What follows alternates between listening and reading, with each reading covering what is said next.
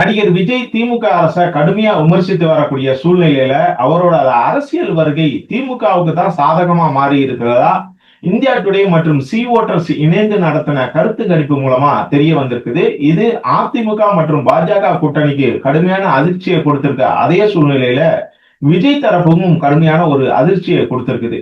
அதாவது தமிழ்நாட்டுல சட்டமன்ற தேர்தலுக்கு இன்னும் 7 மாதங்கள் இருக்கக்கூடிய சூழ்நிலையில பல்வேறு அரசியல் கட்சிகள் பல்வேறு விதமான பிரச்சாரங்களை மேற்கொண்டு வராங்க.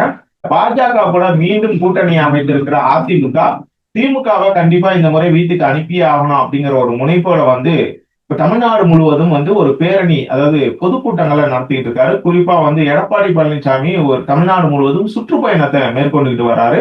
இன்னொரு பக்கம் இதுக்கு டஃப் கொடுக்கிற வகையில திமுகவும் ஓரணியில் தமிழ்நாடு அப்படிங்கிற மாதிரி ஒரு பிரச்சாரத்தை தமிழ்நாடு முழுவதும் முன்னெடுத்துக்கிட்டு இருக்காங்க.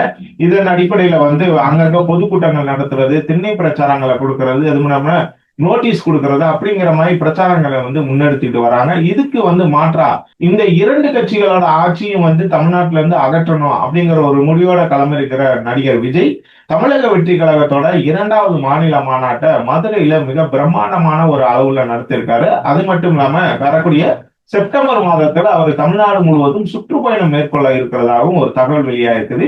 இப்படி தமிழக சட்டமன்ற தேர்தலை முன்வைத்து பல்வேறு அரசியல் கட்சிகள் பல்வேறு விதமான பிரச்சாரங்களை மேற்கொண்டுட்டு வர நிலையில இப்ப தமிழ்நாட்டுல தேர்தல் நடந்தா யாருக்கு களம் சாதகமா இருக்குது, யார் வெற்றி பெறுவாங்க, யாருக்கு எத்தனை இடங்கள் கிடைக்கும் அப்படிங்கிற மாதிரி இந்தியா டுடே மற்றும் சி ஓட்டர் இணைந்து ஒரு கருத்து கணிப்பை நடத்தி அதோட முடிவுகளை வெளியிட்டிருக்காங்க. இந்த இந்தியா டுடே சி ஓட்டரும் பாத்தீங்கன்னா நாடு முழுவதும் கருத்து கணிப்பு நடத்தியிருக்காங்க. அது தொடர்பான முடிவுகளும் வெளியிட்டிருக்காங்க. இப்படிப்பட்ட ஒரு சூழ்நிலையில தமிழ்நாட்டோட அரசியல் களம் எப்படி இருக்குது அப்படிங்கிற மாதிரி அவங்க கருத்து கணிப்பை வெளியிட்டிருக்காங்க. அதன் அடிப்படையில பாத்தீங்கன்னா இப்ப தமிழ்நாட்டுல சட்டமன்ற தேர்தல் நடைபெற்றுச்சுன்னா எப்படி இருக்கும் அப்படிங்கிற மாதிரி ஒரு கருத்து கணிப்பை சொல்லியிருக்காங்க. அதாவது கடந்த 2024ஆம் ஆண்டு தமிழ்நாட்டுல நாடாளுமன்ற தேர்தல் நடந்துச்சு, அதாவது லோக்சபா தேர்தல் நடந்துச்சு.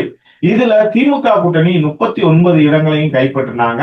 அதிமுக பாஜக 2 கட்சிகளுமே தனித்தனியா போட்டிட்டாங்க. 2 கட்சிகளுக்குமே ஒரு இடங்கள் கூட கிடைக்கல.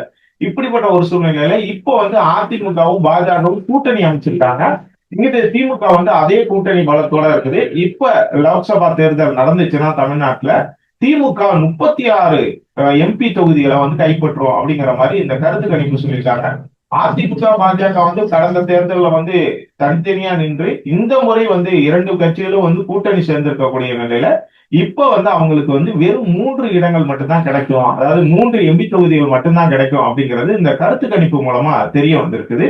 அது மட்டும் இல்லாம கடந்த 2024 நாடாளுமன்ற தேர்தல் போது திமுக கூட்டணிக்கு பாத்தீங்கன்னா 47% வாக்குகள் கிடைச்சிருந்துச்சு. ஆனா இப்ப தற்போதைய சூழ்நிலையில இப்ப தேர்தல் நடந்துச்சு அப்படின்னா திமுக கூட்டணிக்கு 48% வாக்குகள் கிடைக்கும், அதாவது 1% வாக்கு கூடுதலா கிடைக்கும் அப்படிங்கிற மாதிரி இந்த இந்தியா டுடே சி ஓட்டர் கருத்து கணிப்பு வெளியிட்டிருக்காங்க. அதே நேரத்துல பாஜக பாத்தீங்கன்னா அதிமுகவும் பாஜகவும் தனித்தனியா போட்டிட்டாங்க கடந்த 2024 நாடாளுமன்ற தேர்தல. அப்ப பாத்தீங்கன்னா 2 கட்சிகளும் சேர்த்து பாத்தீங்கன்னா 41% வாக்குகளை வாங்கினாங்க. ஆனா இப்ப தேர்தல் நடந்துச்சு அப்படின்னா 2 கட்சிகளும் சேர்ந்து கூட்டணி அமைத்து போட்டியிட்டாலுமே 37% வாக்குகள் தான் கிடைக்கும் அப்படிங்கிற மாதிரி சொல்லப்படுது.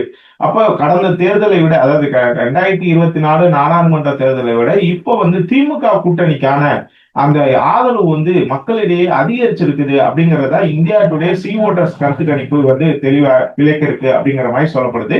சரி, விஜயோட வருகை யாருக்கு பாதிப்பை ஏற்படுத்தும் அப்படின்னா, விஜய் பாத்தீங்கன்னா மதுரையில நடந்த மாநாட்டுல திமுக அரசு தான் கடுமையா விமர்சிச்சாரு.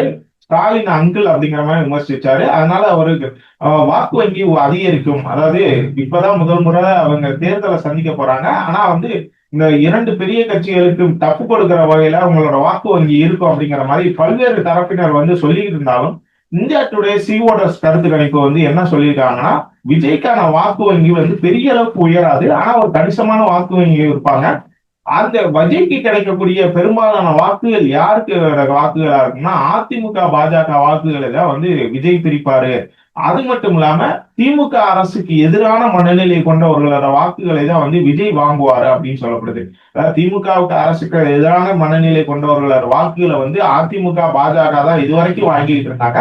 ஆனா இப்ப விஜயோட வருகையினால அந்த வாக்குகள், அதாவது நடுநிலையா இருக்கக்கூடிய மக்களோட வாக்குகள் மற்றும் திமுக அரசுக்கு, திமுக கட்சிக்கு எதிரான மனநிலை கொண்டவர்களோட வாக்குகள் பாத்தீங்கன்னா அதிமுக பாஜக கூட்டணியை பிடிக்காதவங்க வாக்கு விஜய்க்கு வரும் அப்படின்னு சொல்லப்படுது.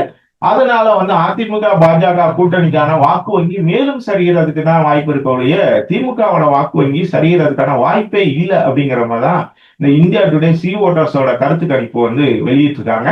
இந்த அப்ப விஜய் வருகையினால கண்டிப்பா அது திமுகவுக்கு பெரிய சரிவை கொடுக்காது. அது அதிமுக பாஜக கூட்டணிக்கு தான் ஒரு மிகப்பெரிய சரிவை ஏற்படுத்தும் அப்படிங்கறத அந்த கருத்து கணிப்போட முடிவா இருக்குது. இப்ப விஜய் பாத்தீங்கன்னா திமுகவை வீட்டுக்கு அனுப்பணும் அப்படின்னு கடுமையா விமர்சிச்சுட்டு வர நிலையில அவரோட அரசியல் வருகை திமுகவுக்கு மேலும் பலத்தை தான் கூட்டி இருக்குது அப்படிங்கிற மாதிரிதான் இந்த C voters India Today C ஓட்டர்ஸோட கருத்து கணிப்பு முடிவுகள் சொல்லுகுது. இந்த விவகாரத்துல நீங்க என்ன நினைக்கிறீங்க? விஜயோட அரசியல் வருகை யாருக்கு சாதகமா இருக்கு, யாருக்கு பாதகமா இருக்கு அப்படிங்கறத நீங்க கமெண்ட்ல சொல்லுங்க.